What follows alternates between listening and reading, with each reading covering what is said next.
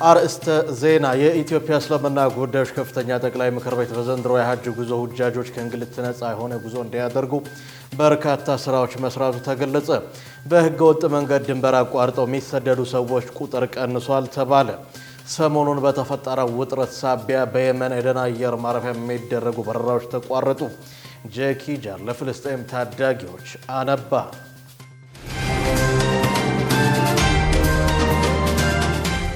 አሰላሙ አለይኩም ወራህመቱላሂ ወበረካቱ። ክቡራትና ክቡራን የነጃሺ ቲቪ የምሽት መረጃ ተመልካቾቻችን እንደምን አምሽታችኋል? ከመረጃዎቹ ጋር ሰኢድ መሐመድ ነኝ።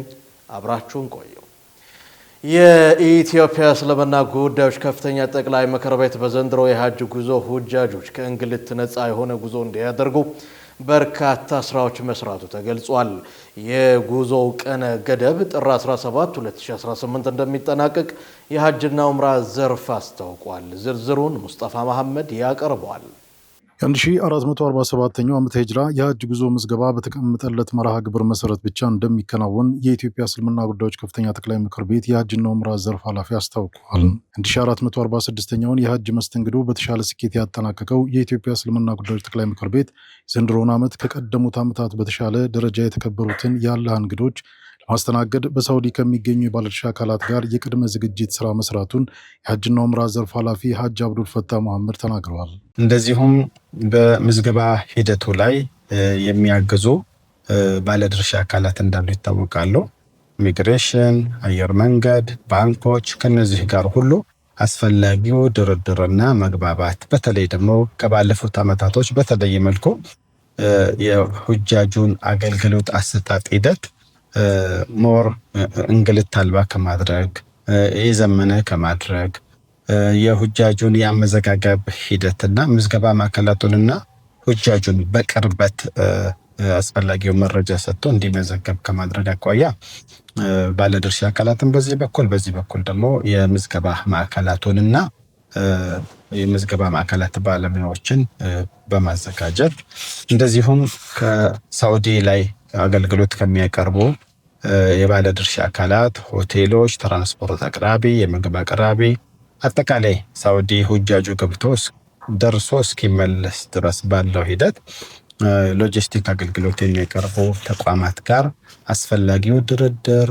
እንደዚሁም ሰርቪስ ዴሊቨሪ የሚያደርጉ ድርጅቶች ጋር ማስታወቂያ አውጥተን ጨረታ አውጥተን በተቻለ መጠን በዚህ ዓመት ለሁጃጁ የሚቀርበው አገልግሎት ጥራቱን የጠበቀ እንዲሆን ከማስቻል አኳያና በዛው ልክ ደግሞ የሚከፈለው ክፍያ በዶላር እንደመሆኑ መጠን እነዚህ የምንገዛቸው አገልግሎቶች ላይ አይነተኛ ለውጥ እንዲመጣ ከማስቻል አኳያ ጨረታዎችን አውጥተን አወዳድረን ጥሩ የሆነ ለሁጃጁ አቅም ያማከለ ዋጋ እንድናገኝ የምናስችልባቸውን የሳውዲ የሚገኙ ባለድርሻ አካላት ጋር አስፈላጊው ድርድር የመግባቢያ ሰነድና ስምምነት ከተደረገ ወዲህ ወደ ምዝገባ የተጀመረው።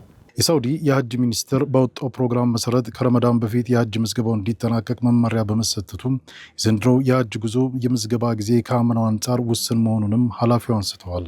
እውነት ነው። የዘንድሮ የሐጅ ምዝገባ ጊዜ ከባለፈው ጊዜ የተለየ ሆኖ ተስተውሏል። እንዲሆን ምክንያት የሆነበት ዋነኛው ሳውዲ ሐጅ ሚኒስቴር ያወጣው መርሃ ግብር ነው።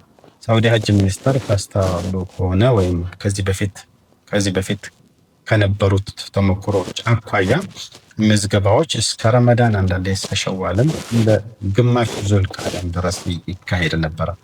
ባለፈው ዓመት በ2017 ወይም 1446 ላይ ከባለፉት ጊዜያቶች በሁለት ወር ቀደም ተብሎ ተጀመረ። በዛው ሰዓት ተጠናቀቀ።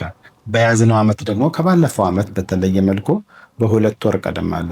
አጠቃላይ ወደ 4 ወር አካባቢ ወደፊት ቀደም ያለበት ሁኔታ አለና ከባለፉት ጊዜያቶች በተለየ መልኩ ቀደም ያለ መርሃ ግብር ከሳውዲ ሐጅ ሚኒስቴር ስለተሰጠን እኛም በዚሁ ሳውዲ ሐጅ ሚኒስቴር ባስቀመጠው መርሃ ግብር ፍሬም ውስጥ ስለሆነ መንቀሳቀስ የምንችለው ከባለፈው ጊዜ በተለየ መልኩ ቀደም ብሎ ተጀምሮ ቀደም ብሎ እንዲጠናቀቅ ከሳውዲ ሐጅ ሚኒስቴር የመጣው መመሪያ ያስገድዶናል።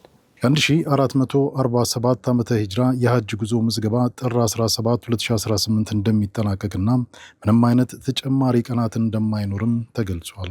እዚሁ ላይ ደግሞ በተገቢው መልኩ በሁሉም ሴንተሮች ሚግሬሽን ላይ ሄዱ ፓስፖርት የሚወስዱ ሁጃጆች ምንም አይነት እንግልት እንዳይገጥማቸው የእኛን ስታፎች በሁሉም የኢሚግሬሽን ቅርንጫፍ ጣቢያዎች ባለሙያዎቻችን አሰማርተናል። ልክ እንደዚሁ የመጨረሻ ሁጃጁን የመሸኘት ሂደት ላይ በምንደርስበትን ሰዓት ባለፈው በጣም ተሳክቶ የነበረው የሁጃጁ ኤርፖርት ላይ ሽኝትና ቅበላ ቲሞች አሰልጥነን ኳሊፋይድ አድርገን አዘጋጅተን ያለ ነውና ይሄ ሁሉ ስናደርግ የሐጅ ሚኒስቴር ያወጣው የሐጅ መመዝገቢያ የመጨረሻ ቀነ ገደቡ ጥር 17 የማይቀየር የማይራዘም መሆኑን ሁሉም ሁጃጅ ባለበት እንዲረዳውና እንዲያውቀው የምንፈልገው ሆኖ ሳለ እዚህ ላይ ተንተርሶ ምንም አይነት ማራዘሚያዎች እንደማይኖሩ ተገንዝቦ ሁጃጁ ከጥር 17 በፊት መጥቶ በሁሉም ምዝገባ ማዕከላት ምዝገባውን እንዲያጠናቀቅ አደራ መልእክታችን እያስተላለፈን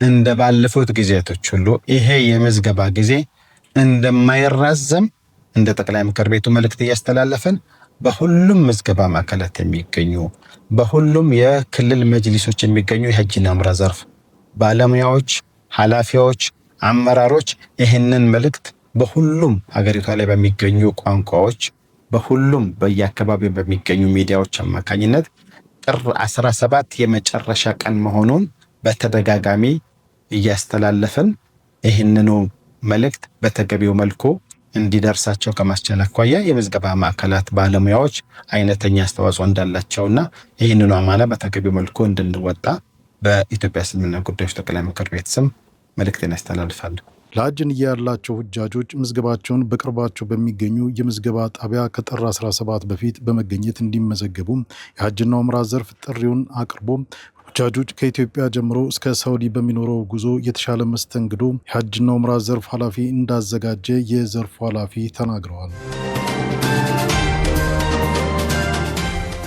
በህገ ወጥ መንገድ ድንበር አቋርጠው የሚሰደዱ ሰዎች ቁጥር ቀንሷል ተባለ።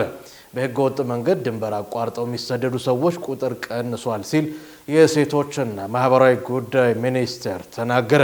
የድንበር ቁጥጥር መበርታትና በሰው አዘዋዋሪ ደላሎች ላይ የሚወሰደው እርምጃ ቁጥር መቀነስ አስተዋጽኦ አበርክቷል ብሏል። በሴቶችና ማህበራዊ ጉዳይ ሚኒስቴር ህገ ወጥ የሰዎች ዝውውር መከላከልና የተመላሽ ጉዳይ መሪ ስራ አስፈጻሚ አቶ ደረጀ ተጊበሉ በአዋሳኝ ድንበር የሚደረገውን ህገወጥ ፍልሰት በተመለከተ ከጎረቤት ሀገራት ጋር በመተባበር እየተደረገ ባለው ጥብቅ የቁጥጥር ስራ በርካታ ህገወጥ ሰዎች አዘዋዋሪዎችን በመያዝ ተጠያቂ እንዲሆኑ እየሰራን ነው ብለዋል። በዚህም ከዚህ ቀደም በአጎራባች ሀገራት በኩል ይደረጉ የነበሩ በርካታ ህገወጥ ፍልሰቶች እንዲቀንሱ አድርገዋል ብለዋል። በሌላ በኩል ማንያማርን ጨምሮ ከሳውዲ አረቢያ፣ የመን፣ ታንዛኒያና ከተለያዩ የዓለም ሀገራት ለመጡ ስደተኞች ጊዜያዊ መጠለያ ጣቢያ እንዲያገኙ ከማድረግ ባሻገር ቋሚ የስራ ዕድል እንዲያገኙ ይደረጋል ሲሉ አቶ ደረጀ ተናግረዋል። ባለፉት 6 ወራት ከተለያዩ የዓለም ሀገራት በአስቸጋሪ ሁኔታ ውስጥ ከነበሩ 34,000 በላይ ስደተኞች ወደ ሀገራቸው እንዲመለሱ መደረጉ ተገልጿል። በመንግስት የልማት ድርጅቶች ውስጥ የሚከሰቱ ብልሹ አሰራሮችን መጠቆሚያና ድረገጽ መተግበሪያ ይፋ ሆነ። አደራ የተሰኘው ድረገጽና መተግበሪያ የጠቋሚውን ማንነት ሳይገልጽ ደህንነቱን በተጠበቀ መንገድ በጽሁፍ፣ በምስል፣ በድምጽና በሰነድ የተደገፉ ማስረጃዎችን በቀጥታ የሚቀበል መሆኑን ስርዓቱ ያዘጋጀው የኢትዮጵያ ኢንቨስትመንት ሆልዲንግ አስታውቋል። በርካታ ሰዎች በአካል መጥተው በተቋማት ላይ የሚያጋጥማቸውን የሙስናና ብልሹ አሰራር ለመጠቆም የሚያመነቱት ለደህንነታቸው በማሰብ ስለሆነ ይህን ቴክኖሎጂ በመጠቀም ያለምንም ስጋትና ፍራቻ ካሉበት ቦታ ሆነው በድፍረት ያሏቸውን መረጃዎች እንዲያጋሩ ያስችላሉ ሲሉ የተቋሙ ምክትል ዋና ስራ አስፈጻሚ ሀብታሙ ኃይለ ሚካኤል ተናግሯል። ኃላፊው አክለውም የሚመጡ ጥቆማዎችን በሲስተም ውስጥ በመመዝገብ መረጃዎች እንዳይጠፉ አሊያ እንዳይበረዙ በመከላከል የቁጥጥር ስርዓቱን በማጠናከር ግልጽነትን፣ ታማኝነትንና ተጠያቂነትን ለማስፈን ያግዛል ብለዋል። የማርበርግ ቫይረስ በሽታ ቀድሞ በተከሰተበት አካባቢ ክትባቱ ለበርካቶች መሰጠቱ ተገለጸ። ከ270 በላይ ለሚሆኑ ሰዎች የማርበርግ ቫይረስ በሽታ ክትባት መሰጠቱ ተገልጿል። የክትባቱን ፍጥነትና ተደራሽነት ለማስፋትም በድሮን የታገዘ አገልግሎት እየተሰጠ ነው ተብሏል። በደቡብ ኢትዮጵያ ክልል ጂንካ ከተማና አካባቢው እንዲሁም የበሽታው ምልክቶች በታየባቸው አንዳንድ ክልሎችና አካባቢዎች ለሚገኙ 275,000 ዜጎች ክትባት መሰጠቱን የጤና ሚኒስቴር ገልጿል። በሚኒስቴር መስሪያ ቤት ከፍተኛ አማካሪ የሆኑት ዶክተር አስቻለ ወርቁ ክትባቱ የበሽታው ምልክቶች በታዩባቸው አካባቢዎች እየተሰጠ መሆኑን የገለጹ ሲሆን ነገር ግን ለሁሉም የሀገሪቱ ዜጎች የቫይረሱ ክትባት እንደማይሰጥ ጠቁመዋል። ከፍተኛ አማካሪው አክለውም ክትባት እየተሰጠ ያለው ግንባር ቀደም ሆነው አገልግሎት እየሰጡ ለሚገኙ የጤና ባለሙያዎች፣ በድንገተኛ በላቦራቶሪ ክፍል ስራ ለሚሰሩ ባለሙያዎችና በቫይረሱ ከተያዙ ሰዎች ጋር የቅርብ ግንኙነት ላላቸው ሰዎች መሆኑን ተናግረዋል። የወረርሽኙ ስርጭትን ለመግታት ራቅ ባሉ አካባቢዎች የሚገኙ ዜጎችን ሕይወት ለመታደግ እየተወሰደ ባለው የተቀናጀ አገልግሎት በደቡብ ኢትዮጵያ ክልል በዳሰነች ወረዳ በድሮን የታገዘ ክትባት ስርጭት መከናወኑንም ተናግረዋል። የዳሰነች ወረዳ ካለው መልክዓ ምድር አኳያ በተሽከርካሪ ለመጓጓዝ ረጅም ሰዓት የሚወስድ በመሆኑ ምክንያት በድሮን በመታገዝ በጥቂት ደቂቃዎች ውስጥ ክትባቱን በ80% ቅዝቃዜ ጠብቆ በማድረስ መስጠት መቻሉንም የጤና ሚኒስቴር ከፍተኛ አማካሪው ዶክተር አስቻለ ወርቁ ተናግረዋል። ኒጀር፣ ቡርኪና ፋሶ፣ ማሊ የአሜሪካ ዜጎች ወደ ሀገራቸው እንዳይገቡ ከለከሉ። ሶስቱ የምዕራብ አፍሪካ ሀገራት ኒጀር፣ ቡርኪና ፋሶ፣ ማሊ የአሜሪካ ዜጎች ወደ ሀገራቸው እንዳይገቡ የቪዛና የጉዞ እገዳ መጣላቸውን አስታውቋል። ሀገራቱ ይህን ውሳኔ ያሳለፉት ትራምፕ በርካታ የአፍሪካ ዜጎች ወደ አሜሪካ እንዳይገቡ እገዳ መጣላቸውን ተከትሎ የአጸፋ እርምጃ ለመውሰድ ነው። አሜሪካ ከ40 በላይ ዜጎች የሆኑ የአፍሪካ ሀገራት ዜጎች ላይ በጣለችው የቪዛ እገዳ ከዛሬ 23 ቀን 2018 ጀምሮ ተግባራዊ እንደሚሆን ተገልጿል። ሶስቱ የምዕራብ አፍሪካ ሀገራት ለአሜሪካ ውሳኔ ፈጣን ምላሽ መስጠታቸውን ይፋ አድርገዋል። በተለይም የማሊ መንግስት የአሜሪካ ዜጎች ወደ ሀገሪቱ እንዳይገቡ ጠንከር ያለ የአጸፋ እርምጃ መውሰዱን ተከትሎ የትራምፕ መንግስት በማሊ ጥሎት የነበረውን የጉዞ እገዳ ማንሳቱን አንዳንድ ምንጮች ዘግበዋል። ይህንን ግን የሁለቱም ምዕራብ ሀገራት መንግስታት አላረጋገጡም።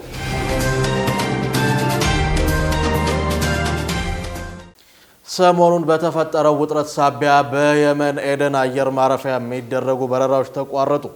መሐመድ ሚፍታህ ያዘጋጀውን ዘገባ ኢማን መሐመድ እንደሚከተለው ታቀርበዋለች። በሳውዲ የሚደገፈውና ዓለም አቀፍ እውቅና ባለው በየመን መንግስትና የደቡብ ሽግግር ምክር ቤት መካከል የተፈጠረውን ውዝግብ ተከትሎ ትላንት ሐሙስ ጀምሮ በየመን የሚደረጉ በረራዎች ቆመዋል።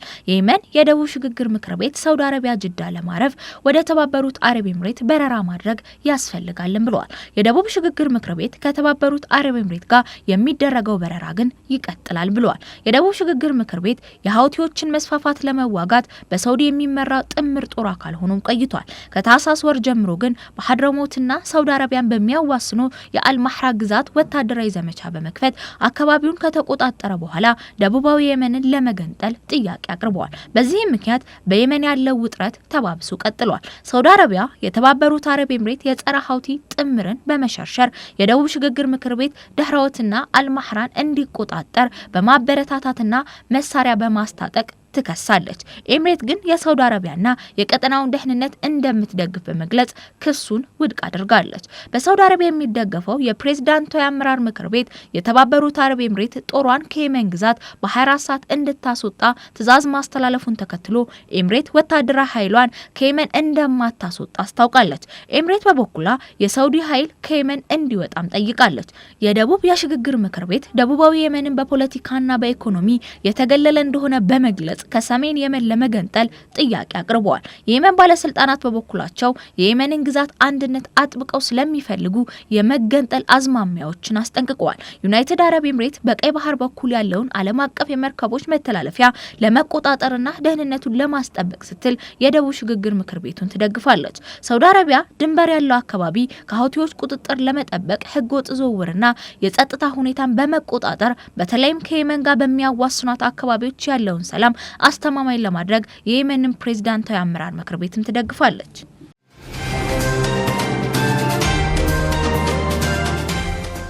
ኢራን ዓለም አቀፉን የአቶሚክ ኤነርጂ ኤጀንሲን ከሰሰች። የኢራን አቶሚክ ኤነርጂ ድርጅት ኃላፊ ዓለም አቀፉን አቶሚክ ኤነርጂ ኤጀንሲ በአሜሪካና የእስራኤል በኢራን ሰላማዊ ኒውክሌር ፋሲሊቲዎች ላይ ጥቃት ሲፈጽሙ ማውገዝ እንኳ ያልቻለ ደካማ ድርጅት ነው ብለዋል።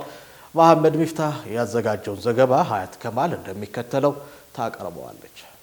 የኢራን የአቶሚክ ኢነርጂ ድርጅት ኃላፊ የዓለም አቀፉን የአቶሚክ ኢነርጂ ኤጀንሲ አሜሪካና የእስራኤል በኢራን ሰላማዊ ኒውክሌር ፋሲሊቲዎች ላይ ጥቃት ሲፈጸም ማውገዝ እንኳን ያልቻለ ደካማ ድርጅት ነው ብለዋል። የኢራን አቶሚክ ኢነርጂ ድርጅት ኃላፊ መሐመድ ኢስላሚ አሜሪካና እስራኤል ጥቃት ከፈጸሙባቸው የኒውክሌር መሰረተ ልማት ጣቢያዎች መካከል አንዷ በሆነችው ኢስፋሃን ትልቁ የፕላዝማ ሕክምና ማዕከል ባስመረቁበት ወቅት አቶሚክ ኢነርጂ ኤጀንሲ ጨምሮ በርካታ ዓለም አቀፍ ድርጅቶች የዩናይትድ ስቴትስ መሪዎች ጥቅሞቻቸውን የሚያስፈጽሙባቸው ተቋማት ናቸው ብለዋል። ኃላፊው የዩናይትድ ስቴትስና እስራኤል በእነዚህ ተቋማት በኩል ጥቅማቸውን በማሳደድ ስህተት ፈጽመዋል ነው ያሉት። ዓለም አቀፉ አቶሚክ ኤጀንሲ ከዚህ በኋላ በኢራን የኒውክሌር ጉዳይ ላይ ጣልቃ መግባት አይችልም ብለዋል። መሐመድ ኢስላሚ ዩናይትድ ስቴትስ አሁንም ቢሆን ሚዛናዊ ያልሆነውን ፍላጎቷን በወታደራዊና ኢኮኖሚያዊ ኃይል ለማስጠበቅ እየሞከረች ነው ብለዋል። አልኢስላሚ ኢራን በዓለም አቀፉ የኒውክሌር ኢነርጂ ኤጀንሲ IAEA በተመዘገቡት የኒውክሌር ተቋማት ላይ ጥቃት ሲፈጸም ህገወጥና ኢፍትሐዊ መሆኑን በመግለጽ እንዲወገዝ ብትጠይቅም ኤጀንሲው የዩናይትድ ስቴትስን በመፍራት በይፋ ለማውገዝ አልደፈረም ብለዋል። ኃላፊው የኢራን ተቃዋሚዎች ኢንዱስትሪዎቿን በማበላሸት በኢራን የኒውክሌር ፋሲሊቲዎች ላይ ለ30 ዓመታት የዘለቀ ጥረት አድርገዋል ብለዋል። መሐመድ ኢስላሚ በ30 ዓመታት ውስጥ ጠላቶች ከኢራን ጋር በቴክኖሎጂ ለመተባበር ያሰበን ሁሉ ለማገድ ያደረጉት ጥረት አልሳካ ሲል ኢንዱስትሪዎችን ወደ ማበላሸት፣ በስለላ ተግባር፣ በሳይንቲስቶች ግድያና በመጨረሻም የኢራን የሳይበር ተቋማት በቦምብና በሚሳኤል ለመምታት እቅድ ማውጣታቸውንም አክለዋል። የኢራን የኒውክሌር ኢነርጂ ድርጅት ኃላፊ የኢራንን ሰላማዊ የኒውክሌር መሐንዲሶች ለመግደል ለ22 ዓመታት የሰለጠኑ ፓይለቶች ተልዕኮ በመስጠትና የጀግንነት ሜዳሊያን በመሸለም የዩናይትድ ስቴትስ ፕሬዝዳንት የወሰዱትን እርምጃ አውግዘዋል። አልኢስላሚ ዓለም ላይ እጅግ ሀያል የሆነው ቦምብ የኢራንን የኒውክሌር መሰረተ ልማት ለማጥፋት ጥቅም ላይ ውሏል ብለዋል። አልኢስላሚ እነዚህ ሁሉ የጠላት ሙከራዎች ቢኖሩም በአላህ እገዛ የኢራን የኒውክሌር መሰረተ ልማት በከፍተኛ ሳይንሳዊ ልህቀት ቀጥሏል ብለዋል። እንደ ፈረንጆቹ አቆጣጠር ሰኔ 13 2025 እስራኤል የሞሳድንና የሲአይኤን የስለላ መረጃ ተከላ በኢራን ላይ ከፈተችውና ለ12 ቀናት የቆየው ድንገተኛ ጥቃት የኒውክሌር ጣቢያዎችን፣ ወታደራዊ ተቋማትንና የመኖሪያ አካባቢዎችን ኢላማ አድርጓል። ዩናይትድ ስቴትስ ደግሞ ሰኔ 22 ሌሊት ላይ በናታንዝ ፎርዶውና ኢስፋሃን በሚገኙ የኢራን የኒውክሌር መሰረተ ልማቶች ላይ ጥቃት መፈጸሟን ተከትሎ የኢራን አጸፋ መላው ዓለምን አንቀጥቅጧል። በወቅቱ ኢራን በእስራኤልና በአሜሪካ የጦር ሰፈሮች ላይ ፈጣንና ጠንካራ ምላሽ ሰጥታለች። በተለይ የኢራን አብዮታዊ ዘብ ሶስተኛው እውነተኛ ቃል ኪዳን በተባለው ኦፕሬሽን እስራኤል በታሪኳ ትልቁ የተባለው ውድመት ሲደርስባት አሜሪካ ለድርድር እጅ ትሰጥታለች። የኢራን ጦር በኳታር በሚገኘው የአሜሪካ የጦር ሰፈር አልኡዴይድ አየር ማረፊያ ላይ ኢላማ በማድረግ ለዩናይትድ ስቴትስ አጸፋ የሰጠ ሲሆን አልኡዴይድ በምዕራብ እስያ ትልቁ የአሜሪካ ወታደራዊ ሰፈር ነው። በወቅቱ እስራኤል በመጀመሪያው ቀን በፈጸመችው ጥቃት ተገድለዋል ከተባሉት የጦር መሪዎችና የኒውክሌር መሐንዲሶች ውስጥ የተወሰኑት በህይወት አሉ። ዓለምን አስጨንቆ የነበረው የኢራን አጸፋ ሰኔ 24 ቀን 2025 የተኩስ አቁም ስምምነት ሲደረግ ግጭቱ ያበቃ ቢሆንም አሁንም ዩናይትድ ስቴትስ ኢራን የኒውክሌር ግንባታዋን የምትቀጥል ከሆነ እስራኤል እርምጃ እንደምትወስድ መግለጿን ተከትሎ ግጭቱ ዳግም ሊያገረሽ ይችላል የሚል ስጋትን ፈጥሯል።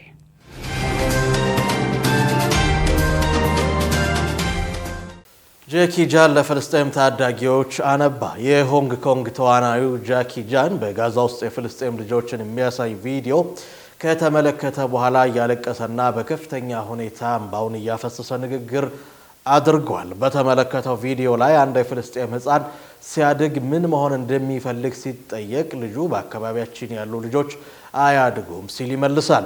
በቋሚ የቦምብ ውርጅብኝ ስር የዕለት ተዕለት ሕይወት ህልውናን እንደ በረከት እንደሚያደርገውና ወደ ጉልምስና መድረስ ብርቅ እንደሆነ በፍልስጤም ምድር ጃኪ ጃን አስረድቷል። ጃኪ ቻን እንዲህ ባለ አስቸጋሪ ሁኔታ ውስጥ ከልጅነት እስከ ጉልምስና ድረስ በህይወት የመትረፍ ችሎታቸውን በማድነቅ ጥልቅ የሆነ ሀዘኑን አሳይቷል። ቪዲዮው ተዋናዩን በጣም ስሜታዊ ያደረገው ሲሆን ግጭት የሰው ልጆችን እንደ ከፍተኛ ሁኔታ ዋጋ ሊያስከፍል እንደሚችል አይቼበታለሁ ብሏል። ከሀገር ውስጥ እንዲሁም ከውጭ የመራረጥናቸውን መረጃዎች የተከታተላችኋቸውን ይመስላሉ። አሁን ደግሞ ዕለታዊ ቢዝነስ መረጃዎችን ወደ እናንተ እናደርሳለን። ዙባይዳ ሀሰን ታቀርበዋለች።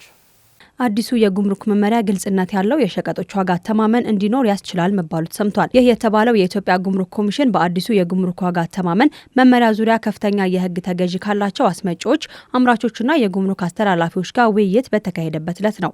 የጉምሩክ ኮሚሽን ኮሚሽነር አቶ ደበሌ ቀበታ በአዲሱ መመሪያ መሰረት ቀረጥና ታክስ ሳይከፈልበት ከጉምሩክ ቁጥጥር የተለቀቀው ወይም ደግሞ የተሟላ የጉምሩክ ስነስርዓት ያልተፈጸመበት እቃም ሆነ ቀረጥና ታክስ ለማስከፈል አላስፈላጊ ሆኖ ሲገኝ የኢትዮጵያ ጉምሩክ ዋና አስተማመን ተፈጻሚ እንደሚሆን አብራርተዋል ተብሏል። በተጨማሪም የጉምሩክ ስነስርዓት ተፈጽሞባቸው በተለቀቁ እቃዎች ላይ የድህረ እቃ አወጣጥ ኦዲት ሲከናወንና ከንግድ ዓላማ ውጪ ወደ ሀገር በሚገባ ወይም ደግሞ በጊዜያዊነት ወደ ሀገር የሚገቡ እቃዎች ዋጋ አተማመን ላይ መመሪያዎች ተፈጻሚ እንደሚሆኑም ነው የገለጹት። በኮሚሽኑ ጸድቆ ተግባራዊ የሆነው መመሪያ ቁጥር 1080/2017 ፍትሐዊና ተአማኒነት ያለው የጉምሩክ አገልግሎት ለመስጠት የሚያስችል አሰራሮችን ለመተግበር ያግዛልም ነው የተባለው። ቱርክ የመጀመሪያውን የባህር ውስጥ ነዳጅ አሰሳ ለማከናወን የቁፋሮ መርከቧን ወደ ሶማሌ ልትልክ መሆኑ ተሰምቷል። የቱርክ የኢነርጂ ሚኒስተር አልፓርስላን ባይራክታር ቻግሪ ቤይ የተሰኘውን መርከብ በሶማሌ የውሃ አካል በሚገኝ የጥልቅ ባህር አካባቢዎች ላይ ትኩረቷን አድርጋ ስራዋን ታከናውናለች ብለዋል። በዚህም ነዳጅ ለማሰስ የመጀመሪያው መርከቧን በየካቲት ወር ወደ ሶማሌ እንደምትልክም ነው ያስታወቀችው። ሚኒስተሩ ስለሚጠበቀው የነዳጅ ክምችት መጠንም ሆነ ስለ ኢንቨስትመንቱ ዝርዝር መረጃ ከመስጠት ተቆጥበዋል። ቱርክ የኢነርጂ ምንጮቿን ለማስፋፋትና የገቢ ምርት ጥገኝነቷን ለመቀነስ እንደ ፈረንጆቹ ዘመን አቆጣጠር በ2024 ከሶማሌ ጋር የኢነርጂ ፍለጋ ስምምነት መፈራረሟም የሚታወስ ነው። ቻይና በታሪክ ለመጀመሪያ ጊዜ በ2025 በዓለም ላይ ትልቁ የመኪና ሻጭ የሆነችውን ጃፓንን መብለጧ ተነግሯል። የቻይና የመኪና አምራቾች በግምት 27 ሚሊዮን ተሽከርካሪዎችን እንደሚሸጡም ተነግሯል። ይህም በ2024 ከነበረው በ17 በመቶ ጨምሯልም ነው የተባለው።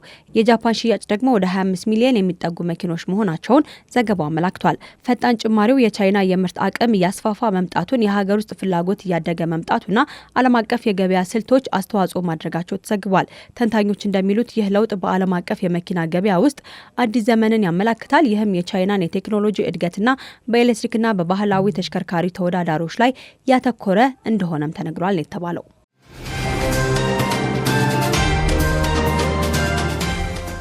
በመጨረሻም ወደ ዕለታዊ የቴክኖሎጂ ጥንቅራችን አለፍን። ሀያት ከማል ታቀርበዋለች። የቻይናው ቢዋይዲ ቴስላን በመቅደም በዓለም ላይ ከፍተኛ የኤሌክትሪክ መኪና ሻጭ ሊሆን ነው። የቻይናው ቢዋይዲ የኤለን መስክ ቴስላን በመቅደም በዓለም ላይ ትልቁ የኤሌክትሪክ ተሽከርካሪ ሻጭ እንደሚሆን ተነግሯል። ሐሙስ ዕለት ቢዋይዲ እንደገለጸው ባለፈው ዓመት በባትሪ የሚሰሩት መኪናዎች ሽያጭ በ28 በመቶ አድጎ ወደ 2.25 ሚሊዮን ከፍ ብሏል። ቴስላ የ2025 ሽያጩን በሰዓታት ውስጥ ይፋ እንደሚያደርግ ቢጠበቅም ተንታኞች ባለፈው ሳምንት ባሳተሙት ግምታቸው ኩባንያው በዓመቱ በአጠቃላይ 1.65 ሚሊዮን ተሽከርካሪዎችን እንደሸጠ ይጠቁማሉ። የአሜሪካው ኩባንያ አዳዲስ ምርቶቹ የነበረው አቀባበል ድብልቅ ከመሆኑ ባለፈ መስክ በፖለቲካ ውስጥ መሳተፉና ከቻይና ተቀናቃኞች ጋር ያለው ፉክክር እየጨመረ በመምጣቱ አስቸጋሪ ዓመት እንዲያሳልፍ አስገድዶታል። ቴስላ በጥቅምት ወር የአሜሪካ ሽያጩን ለማሳደግ በሚል ከፍተኛ ሽያጭ ያላቸውን 2 ሞዴሎቹን በዝቅተኛ ዋጋ አስተዋውቋል። ተወዳዳሪ ሆኖ ለመቆየት አዳዲስና ተመጣጣኝ ዋጋ ያላቸው አማራጮችን ለመልቀቅ ቀርፋፋ ሆኗል በሚልም ተተችቷል። የዓለማችን ቁጥር 1 ባለሀብት በሚቀጥሉት 10 ዓመታት ውስጥ የቴስላን የሽያጭና የአክሲዮን ዋጋ በከፍተኛ ሁኔታ ለማሳደግ ኃላፊነት የተሰጠው ሲሆን ይህንን ካሳካ ክብረ ወሰን ሆነ ክፍያ የሚያገኝ ይሆናል። ከወራት በፊት በባለ አክሲዮኖች በጸደቀው ስምምነት መሰረት እስከ $1 ትሪሊዮን ክፍያ ሊያገኝም ይችላል። ከስምምነቱ አንዱ መስክ በሚቀጥሉት 10 ዓመታት ውስጥ 1 ሚሊዮን የሰው መሳይ ሮቦቶችን መሸጥ ይጠበቅበታል። ቴስላ ኦፕቲመስ ምርቱና በአሽከርካሪ አልባ ሮቦት ታክሲው ከፍተኛ ኢንቨስት አድርጓል። መስክ በአሜሪካው ፕሬዝዳንት ዶናልድ ትራምፕ አስተዳደር ውስጥ የነበረው ሚና በመቃወም የቴስላ ሽያጭ በ2025 የመጀመሪያዎቹ 3 ወራት ውስጥ ዝቅተኛ ሆኖ ነበር። መስክ ከቴስላ በተጨማሪ የማህበራዊ ሚዲያ ኤክስ፣ የሮኬት ኩባንያው ስፔስ ኤክስ እና ዋሻዎችን የሚቆፍረው ቦሪንግንም ኩባንያን ያካትታሉ። ከነዚህ ስራዎች ጎን ለጎን የትራምፕን የመንግስት ብቃት መመሪያ ወይም ዶጅ ከማስተዳደሩ ጋር ተዳምረው አንዳንድ ባለሀብቶች መስክ በቴስላ ላይ በቂ ትኩረት እንዳላደረገ እንዲጠቁሙ አድርጓቸዋል። ከዚያን ወዲህ ግን መስክ በአሜሪካ መንግስት ውስጥ ያለውን ሚና በከፍተኛ ደረጃ ለመቀነስ ቃል ገብቷል። ቢዋይዲ በቅርብ ዓመታት ውስጥ ፈጣን መስፋፋት ቢያሳይም የ2025 የሽያጭ እድገቱ ግን በ5 ዓመታት ውስጥ ወደ ዝቅተኛ ደረጃ ሆኖ ተመዝግቧል። መቀመጫውን ሼንዘን ያደረገው ድርጅቱ ትልቁ የገበያው መሰረት በሆነው በቻይና እንደ ኤክስፒንግ እና ኒዮ ካሉ የኤሌክትሪክ መኪና አምራቾች ውድድሩ ጨምሮበታል። ቢዋይዲ ካለው አነስተኛ ዋጋ አንጻር አሁንም ዓለም አቀፍ ደረጃ የኤሌክትሪክ ከኤሌክትሪክ መኪና በላይ ሆኖ ቀጥሏል። ብዙ ሀገሮች በቻይና የኤሌክትሪክ መኪናዎች ላይ ከፍተኛ ታሪፍ ቢጥሉም ኩባንያው በተለይም በላቲን አሜሪካ፣ በደቡብ ምስራቅ እስያና በአውሮፓ ክፍሎች በፍጥነት ተስፋፍቷል። BYD በጥቅምት ወር እንደገለጸው ከሆነ ዩናይትድ ኪንግደም ከቻይና ውጪ ትልቁ ገበያ ሆናለች። ኩባንያው በመስከረም ወር መጨረሻ ላይ የብሪታንያ ሽያጩ በ880 በመቶ ማደጉን ገልጿል። ይህንን ያሳካው ሲልዩ የተሰኙት ተሽከርካሪዎች ከፍተኛ ፍላጎት በመኖሩ ነው ተብሏል።